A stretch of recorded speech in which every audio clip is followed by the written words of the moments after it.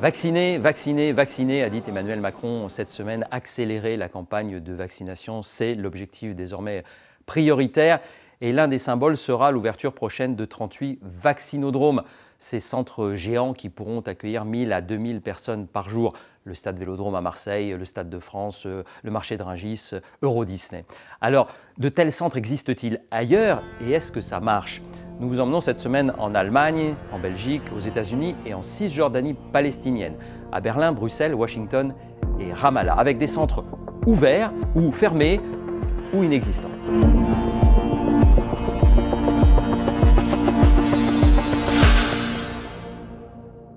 Direction d'abord Berlin, devant l'ancien aéroport de Tempelhof. C'est l'un des 440 vaccinodromes répartis un peu partout dans le pays que vient de créer l'Allemagne. Mais ça n'est pas la solution miracle, parce que encore faut-il avoir des doses pour vacciner. Et avec AstraZeneca, ça patine.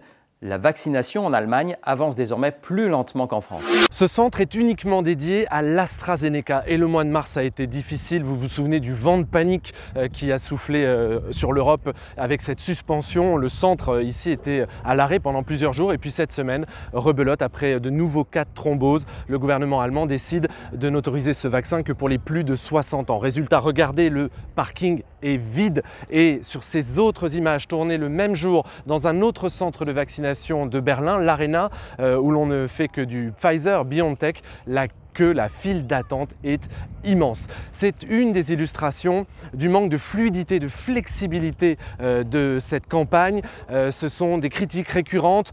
Par exemple, un district a terminé de vacciner tout un groupe d'âge, il veut passer au groupe suivant. On lui dit non, il faut attendre, on va synchroniser tout le monde en même temps. Et résultat, l'Allemagne stocke plus de 3,5 millions de doses.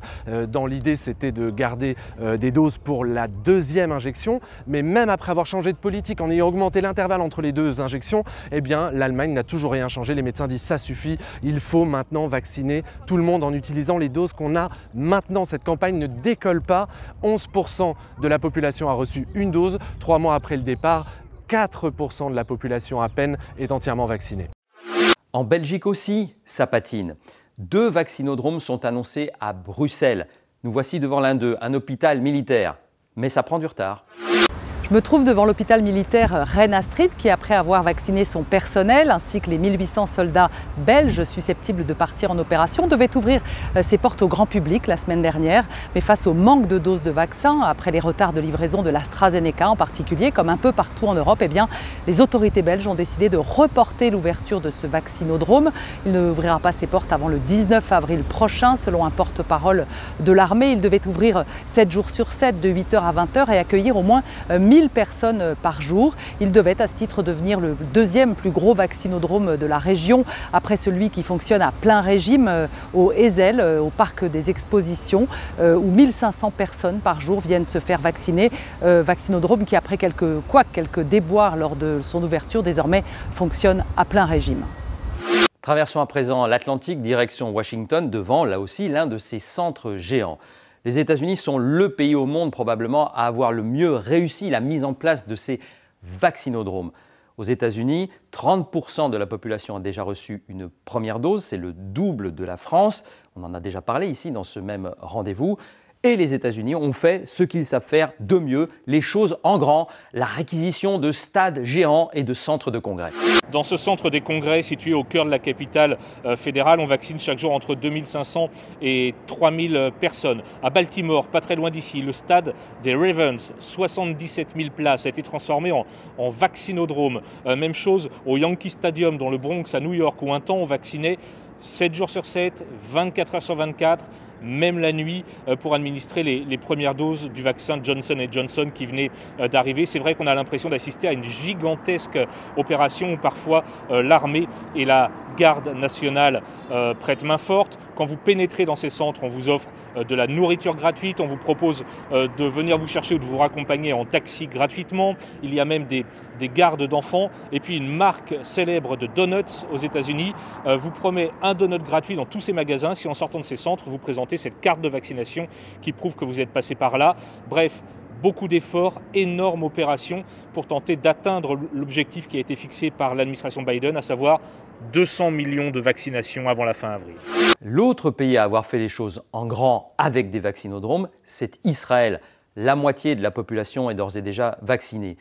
Mais quand on passe côté palestinien, changement complet de décor. La vaccination débute à peine et uniquement dans des dispensaires, alors ne parlons même pas de vaccinodrome, ce n'est pas pour demain. Nous voici à Ramallah, en Cisjordanie. Oui, à l'inverse des Israéliens qui les ont utilisés dans tout le pays pour une campagne de vaccination massive et rapide. Ici en Palestine, eh bien, il n'y a pas de vaccinodrome. La raison est simple, en Cisjordanie et dans la bande de Gaza, il n'y a pour le moment pas assez de vaccins. Alors les doses qui arrivent au compte-gouttes sont réservées au personnel médical, aux patients de plus de 75 ans et aux personnes atteintes d'un cancer. Des responsables palestiniens et des ONG ont d'ailleurs appelé Israël en tant que puissance occupante selon le droit international à intervenir et à donner des vaccins aux Palestiniens. La question pour le moment n'est donc pas de savoir comment va-t-on vacciner le plus rapidement possible, quelles infrastructures va-t-on mettre en place comme ces fameux vaccinodromes. La question est juste de savoir comment va-t-on réussir à vacciner ces 5 millions de Palestiniens au moment où la situation épidémiologique est dramatique, où les hôpitaux sont pleins et ils doivent même refuser des patients. Les vaccinodromes n'existent donc pour l'instant que dans de rares pays et encore faut-il qu'ils aient les doses suffisantes pour que ça fonctionne. Prenez soin de vous.